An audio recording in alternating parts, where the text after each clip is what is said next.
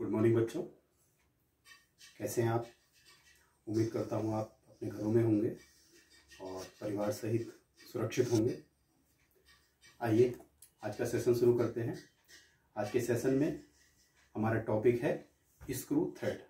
Screw thread जिसको हिंदी में कहते हैं पेंच चूड़ियाँ।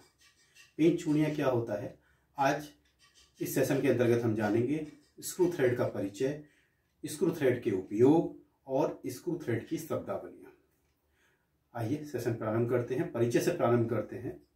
स्क्रू थ्रेड वर्तमान युग जो है हमारा औद्योगिक युग है और इस औद्योगिक युग में स्क्रू थ्रेड का बहुत ज़्यादा महत्व है। कहाँ का महत्व है, जैसे हमें गति में परिवर्तन करना हो, चेंज इन स्पीड। दूसरा, भार को एक स्थान से दूसरे स्थान तक ले जाना हो। तीसरा, दो या दो से अधिक पार्ट्स को आपस में जोड़ना हो।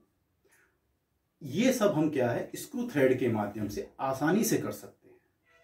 अब बात करेंगे यहां पर स्क्रू थ्रेड की परिभाषा की। किसी सिलेंडर की अंदरूनी यानी इंटरनल या बाहरी एक्सटर्नल सरफेस पर एक समान दूरी में लगातार आगे बढ़ती हुई घुमावदार झिर्रियों को हम क्या कहते हैं, थ्रेड कहते हैं, चूड़ियां कहते हैं। ठीक है, क्लियर। अब हम बात करेंगे स्क्रू थ्रेड के उपयोग की। स्क्रू थ्रेड को मुख्यतः चार प्रकार से हम उपयोग में ला सकते हैं। नंबर एक, फास्टनर की तरह, एज ए फास्टनर की तरह, जैसे नट बोल्ट स्क्रू। ठीक। नंबर दो, गति में परिवर्तन करने के लिए, चेंज इन स्पीड, जैसे आपने देखा होगा लेथ मशीन का लीड स्क्रू। दो। तीसरा हम बात करते हैं कि भार उठाने के लिए, लिफ्टिंग ऑफ लोड। आपने देखा होगा स्क्रू जैक वगैरह के माध्यम से हम क्या करते हैं, आसानी से बड़ी बड़ी गाड़ियां, बड़े बड़े वाहन, बड़े बड़े चीजों को आसानी से उठा लेते हैं। गाड़ी में हमने नीचे जैक लगाया, आसानी से उसका टायर बदल दिया, नया टायर लगा दिया, कोई ज्यादा भार लगाने की आवश्यकता नहीं हुई। इसके बाद चौथा हमारा है परिशुद्ध माप लेने के लिए, एक्यूरेट मेजरमेंट के लिए हम स्क्रू थ्रेड का प्रयोग करते हैं। इसके अंतर्गत आते हैं हमारे प्रिसिशन इंस्ट्रूमेंट, जिसका नाम है माइक्रोमीटर, ये आप पढ़ चुके हैं। इसके बाद हमारा अब आगे बढ़ते हैं हम स्क्रू थ्रेड की शब्दावलियां। शब्दावलियों से आप लोग क्या समझते हैं? शब्दावलियां का अर्थ है कि मैं आपको एक उदाहरण दूं। ये हरिद्वार जिला है, इस हरिद्वार जिले के अंतर्गत अलग अलग शब्दावलियां, मतलब अलग अलग कस्बे हैं, जैसे रुड़की, लक्सर, ज्वालापुर, बहादुराबाद इत्यादि। इसकी शब्दावलियां हैं। इसको मैं आपको आसानी से लिंक आपका हो जाए, आप समझ पाए, ये इस तरीके से इसके नाम हैं। ठीक है, आइए स्क्रू थ्रेड की शब्दावलियां। ये बोर्ड पे इसके लिए आपको आना होगा। बोर्ड पे आप देख रहे हैं, ये एक सिलेंड्रिकल रॉड है जिसके ऊपर ये चूड़ियां कटी हुई हैं। ठीक है, सबसे पहला है हमारा बाहरी चूड़ियां। बाहरी चूड़ियां मतलब किसी सिलेंडर की बाहर की तरफ जो चूड़ियां कटी होती हैं उसको बाहरी चूड़ियां या एक्सटर्नल थ्रेड कहते हैं। दूसरा है हमारा आंतरिक चूड़ियां, जो अंदर की तरफ चूड़ियां कटी होती हैं, जैसे नट के अंदर चूड़ियां कटी होती हैं, वो हमारी आंतरिक चूड़ियां इंटरनल थ्रेड कहलाते हैं। इसके बाद है हमारा मेजर डायमीटर। मेजर डायमीटर पे आने से पहले हमें सबसे पहले समझना होगा रूट और क्रेस्ट को। क्रेस्ट क्या होता है? क्रेस्ट माने होता, आपने देखा होगा पहाड़ों को, देखा आपने ऊपर की तरफ इस तरीके से गुंबद में मिले होते। ये देखिए पहाड़ का गुंबद सा ही कुछ ये दिखाई दे रहा है, पहाड़ों का ये गुंबद, ये पहाड़ों का गुंबद होता है और नीचे क्या होता है, घाटी होती है इस तरीके से, ये पहाड़ और ये घाटी। तो ठीक इसी प्रकार यहां से हमारा ये पहाड़ की क्या है, क्रेस्ट है। क्रेस्ट माने होता है चोटी। तो क्रेस्ट पहाड़ की चोटी और रूट है हमारी इसकी जड़। तो यानी चूड़ी का सबसे ऊपर वाला सिरा जो है वो कहलाता है हमारा क्रेस्ट, और चूड़ी का जो सबसे नीचे वाला सिरा है वो कहलाता है रूट या जड़। ठीक है, आइए वापस आते हैं मेजर डायमीटर। मेजर डायमीटर मतलब ये किसी भी चूड़ी का सबसे बड़ा व्यास है। मेजर मतलब जैसे आर्मी में एक बड़ा पद आता है, इसी प्रकार से यहां भी मेजर इसको नॉमिनेट किया है, मेजर नाम दिया है, तो मेजर मतलब सबसे बड़ा डायमीटर।